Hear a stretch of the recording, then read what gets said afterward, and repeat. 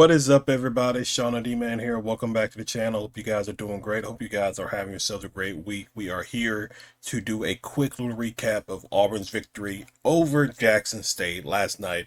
112 points to 66 in a game that was never really really close. There was really no worry. Obviously, I'm not saying you should have been like worried or concerned with Auburn coming off their game. Their 1 point loss to Houston this past Sunday, but uh, they were ready to go. And this definitely felt like a matchup where Jackson State was just there was just really no chance. Now Jackson State, they're 0-4. They've played some pretty tough teams to start the season, and I kind of hate that for them. Uh, Illinois, Louisville. And I mean, obviously Auburn. They played Louisiana Tech, but like really three powerhouses in Illinois, Louisville, and Auburn. And I hate it for them, but yeah, it was definitely a matchup where it just was not even close.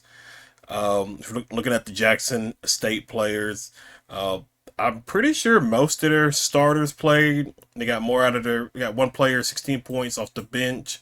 Listen, they made some tough shots. Like the announcers were talking about how Jackson State likes to shoot threes, and I think in all four of the games up to this point, I got to see about Auburn's, but the first three games they were shooting like over 30 attempts at three pointers a game.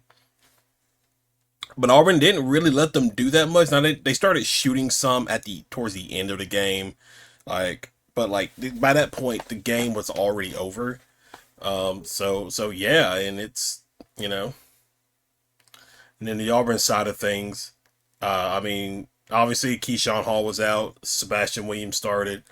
8 points. Keyshawn Murphy, 19 points. Elijah Freeman, 14. Kevin Overton, 13. Tahad, 6. He was 2 for 9, but he did give you 5 assists, which I is fine. I mean, he's distributing the ball, getting to the playmakers. I don't know if he's in a slump or not. Like he scored more in the Houston game, but even then, that was not a very efficient kind of game for him. Um, 0 for 5 at the three point line, and again, it's one of those things. It's like he gets good looks, the ball just doesn't go in. So I don't know if he. I don't know. I don't know. We're like 4 5 games in. I don't want to say he's like in a shooting slump or something like that because he shot well for the most part. Um, 2 of 9. Obviously, you could do a little bit better, but I do appreciate the 5 assists. 5 assists. He got 3 rebounds. He did his job giving the ball to the rest of the players. Elijah Freeman, it continues to be a very talented player. Keyshawn Murphy is going to be very valuable down the line. Very efficient with most of these guys. Sebastian Williams, 3-3. Murphy, 8 of 11.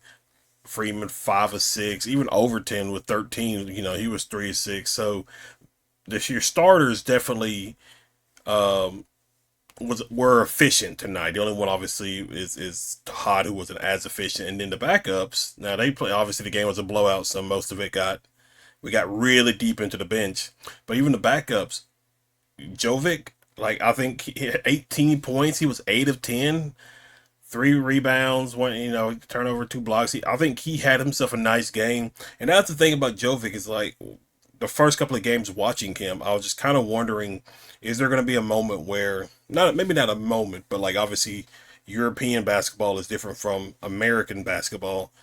Um, is it going to take a little bit of time for him to get going? You would see him in early parts of games where he does some good things, but he just doesn't fit. He doesn't finish through contact and just stuff like that. Just little small things like that. But tonight I thought he played relatively good at 18 points, and like hopefully that is something that you can build on with him going the rest of the way in non-conference, but also in conference play. And then Pourum played a little bit towards the end. Good to see him out there. Bashir played. I I don't want to say Bashir has been a disappointment. I mean, he only played like what? Bashir played 13 minutes. I'm not sure. I don't. That may have been just more towards the end of the game. I don't think I saw him throughout the other parts of the game. And this may have just been towards the end of it. But I would like to see a little bit more out of Bashir. Maybe this is just something that it's going to take him a little bit of time to just get acclimated to SEC basketball and things like that. That could just be what it is. Um, uh, what was it, Muschelek, if I said his name right? He was all over the place tonight, jumping in passing lanes. He was just all over the place. It was such a fun player to watch. Before we look at the like the stats between the two, Simon Walker. Like obviously he was one of the freshmen that came in with Magwood and Sebastian Williams. And we I don't think we saw much of him. I think he's been injured for a little bit, so tonight was his first set of action, and man, did he not disappoint. 5 for 5 at the 3 point line. Now obviously that's not something he'll do, every game, but like Steven's gonna have to find a way to get him on the court.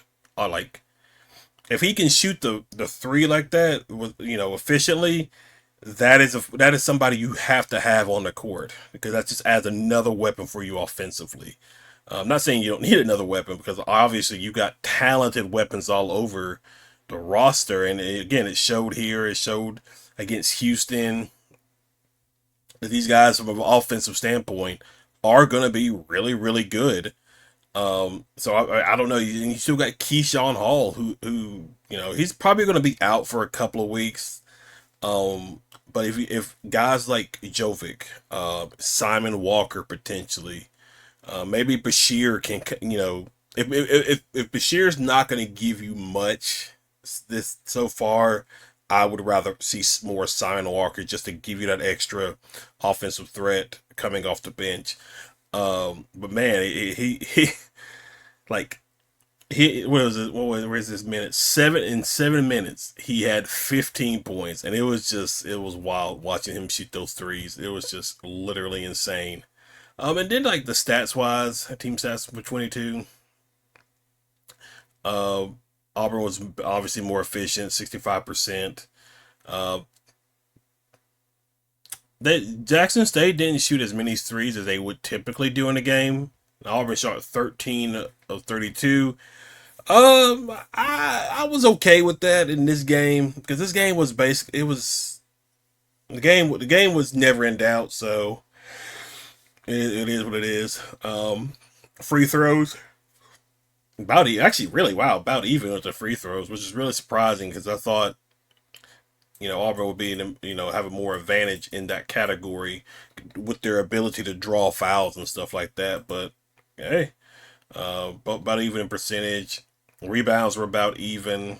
You did more with defensive rebounds, but they won offensive rebounds by like 3, so it's not really too bad. 28 assists, 16 steals, 4 blocks. You got you had them commit 22 turnovers in this game compared to your 9. That is just really outstanding basketball. And they like a lot of the times it was just like good anticipation and the right moment to jump in passing lanes and stuff like that. So it was really really impressive. They got 39 points off those turnovers. So you won the fast break point. You won the points in the paint, and fouls not 14 to 19, man. And then obviously almost a 50-point lead at one point, and just really solid game. Like really, really good bounce back game for the Tigers in this regard. So now they got that in the book. They're 4-1. They continue their home win streak. So now on Monday, Monday you take on Oregon. They're gonna head out to, I believe this is in Las Vegas. They got Oregon on Monday. Then they got Michigan on Tuesday, and then they'll be back off a week. So Could be very curious to see this tournament because I forgot what this is called. Player Era Festival. Let me see. Yeah, here it is. I'm trying to see who all is.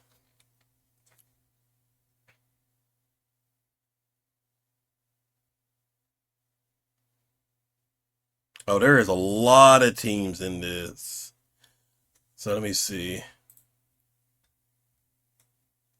So you got Rutgers, Tennessee, Creighton, Baylor, Kansas versus Notre Dame, St. John's, Iowa State, obviously Auburn, Oregon, Gonzaga, Alabama.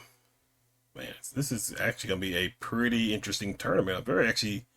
So they play. It's a late night game with the Oregon one. It's going to be 8 p.m. tip off. Ugh.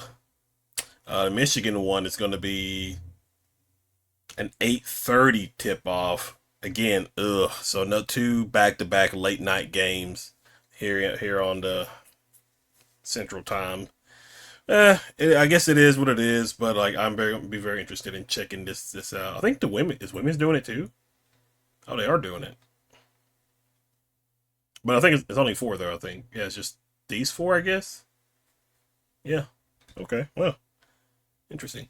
All right, guys, that is going to be relatively it. Auburn handles Jackson State 112 to 66, and Neville Tigers are off until Monday to take on Oregon in the Players Era Festival. And obviously, I'll be there for that. Auburn also is taking on Mercer this Saturday at 1 p.m. I did a video of that yesterday, so you can go and check that out as well. And obviously, I think Auburn will win the game. Then we get ready for the Iron Bowl, more basketball. So a lot of stuff coming along the line when it comes to Auburn sports. So guys, thank you again for hanging out. Thank you guys for watching, and I will see you all in the next video. Y'all have a good one.